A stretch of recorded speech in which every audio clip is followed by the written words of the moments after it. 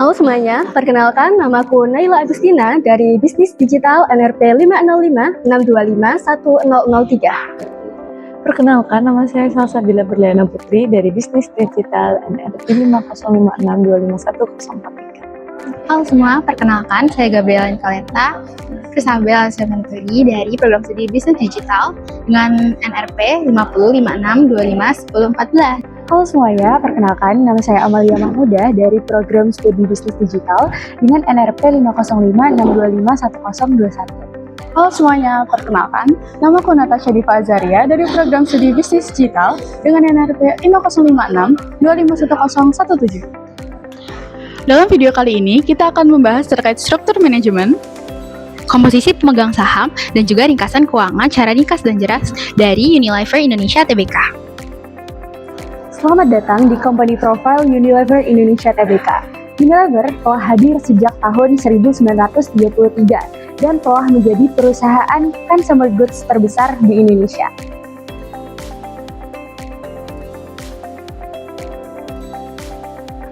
Dengan puluhan merek ternama seperti Lifebuoy, Sunsilk, Rinso, Bango, Wolf, dan lain sebagainya, Unilever hadir di setiap rumah tangga Indonesia. Tujuan Unilever sangat sederhana tapi bermakna, yaitu making sustainable living commonplace, yang artinya menjadikan hal berkelanjutan sebagai hal yang biasa. Berikut profil Dewan Komisaris Unilever. Sanjeev Mehta sebagai Presiden Komisaris, Alexander Rusli sebagai Komisaris Independen dan Ketua Komite Audit, Alisa Wahid sebagai Komisaris Independen, Deborah Herawati Sadraj sebagai Komisaris Independen, Fauzi Ihsan sebagai Komisaris Independen, Ignatius Jonan sebagai Komisaris Independen dan Ketua Komite Nominasi dan Remunerasi. Dan berikut kami tayangkan Dewan Direksi Unilever, Benji Yap sebagai Presiden Direktur, Vandana Suri sebagai Direktur Beauty and Wellbeing, Eni Hartati Sampurno sebagai Direktur Integrated Operation, Alejandro Mainardo JR Santos Concha sebagai Direktur Sales, Niraj Lal sebagai Direktur Finance, dan terakhir Willy Sailan sebagai Direktur Human Research.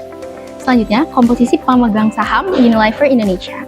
Berdasarkan data dari Bursa Efek Indonesia, pemegang saham terbesar adalah Unilever Indonesia Holding BV yang menguasai sebanyak 32,42 miliar lembar saham atau setara dengan 84,99% dari total saham yang beredar. Sementara itu, saham yang dimiliki oleh masyarakat warkat tercatat sebesar 197,89 juta lembar saham dengan persentase 0,52%.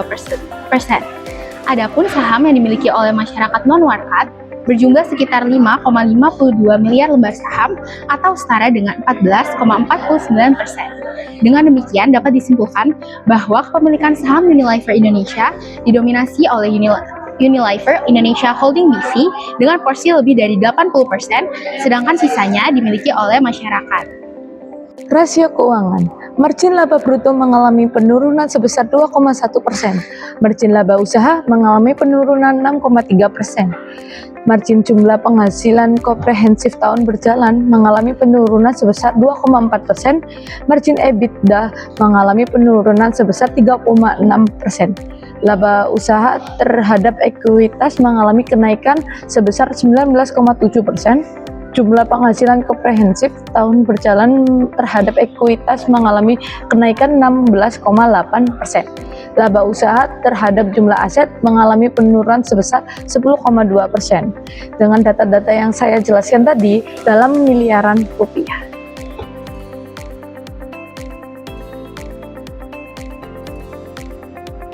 Dari data yang terlampir, PT Unilever Indonesia Tbk mengalami penurunan kinerja dibandingkan dengan tahun-tahun sebelumnya.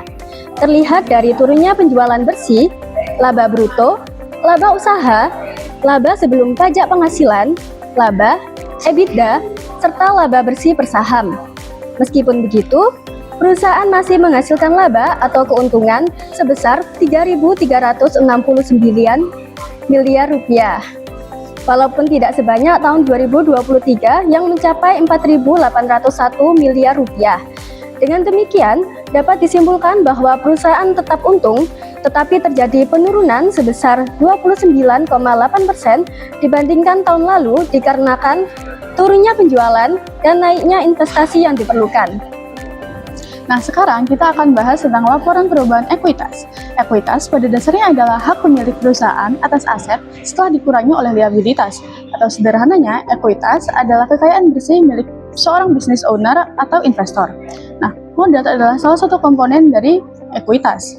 Laporan perubahan ekuitas dibuat bertujuan untuk melihat bagaimana kebijakan suatu perusahaan dalam menggunakan laba. Ada beberapa komponen ekuitas yang ditampilkan pada tabel ini. Pertama adalah modal saham atau share capital, yakni modal yang disetor oleh pemegang saham. Kedua adalah tambahan modal disetor, yakni uang ekstra yang dibayar investor waktu beli saham baru dari suatu perusahaan.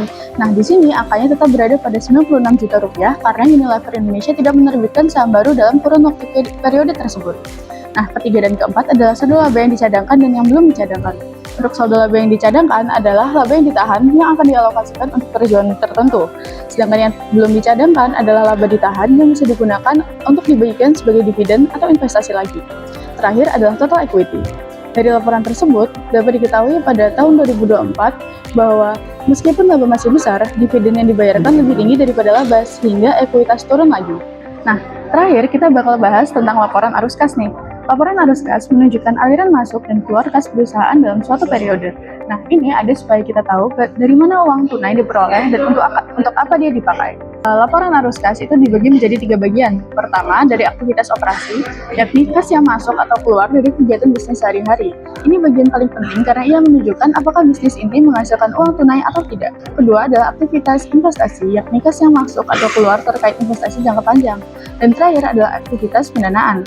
Kas masuk atau keluar dari transaksi dengan pemegang saham dan kreditor. Dia menunjukkan bagaimana perusahaan dibiayai.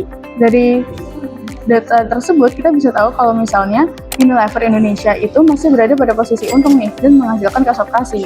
Namun dividen yang dibagikan sangat besar sehingga saldo kas menurun. Dan berikut kami persembahkan prestasi dan penghargaan yang diraih oleh Unilever. Tidak hanya itu, Unilever juga sudah menerbitkan Certificate Integrated Management System, di antaranya